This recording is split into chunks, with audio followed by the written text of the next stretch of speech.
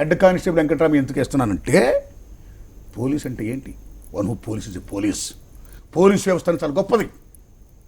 రాచరికంలో కానీ, నియంతృత్వంలో కానీ, కమ్యూనిస్ట్ వ్యవస్థలో కానీ, ప్రజాస్వామ్యంలో కానీ పోలీసు ఉంటాడు. అప్పుడు భటుడు, van guard, red guard, police, కచ్చం పాయింట్. ఆ వ్యవస్థ పోలీస్ అనేది చాలా గొప్పది. అలాంటి గొప్ప వ్యవస్థ నిజాయితీగా ఉంటే సమాజం చాలా బాగుంటుంది. అలా నిజాయితీగా ఉండాలని చాటి చెప్పే చిత్రమే ఈ హెడ్ కానిస్టేబుల్ వెంకటరామయ్య. ఈ సంక్రాంతి బరిలో మా హెడ్ కానిస్టేబుల్ వెంకటరామయ్య సినిమాలో 2 కోడిపుంజులు ఉన్నాయి. 2 కోడిపుంజులు ఉన్నాయి.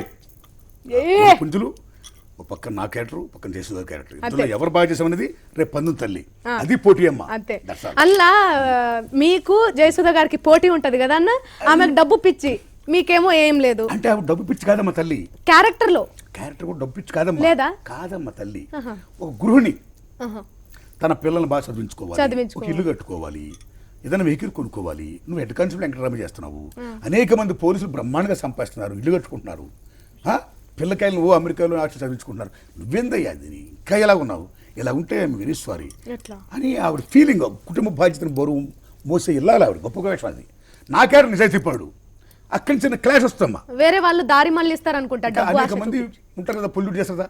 నా నిజాయితీకి ఒక నిజాయితీ గల పోలీసా అనే క్యారెక్టర్ ఎవరైనా ఉంటే, అతను పై అధికారులు ఒత్తిడితో క్లాష్ అవుతుంటాడు. ఎవరన్నా పెద్దలు పొలిటీషియన్స్ ఎవరైనా చెప్పిన మాటలు వినకపోతే వాళ్ళతో క్లాష్ అవుతుంటాడు. వాడిని రాజీనామాలు చేయించడం ఎక్కడ పంపి జరుగుతుంది.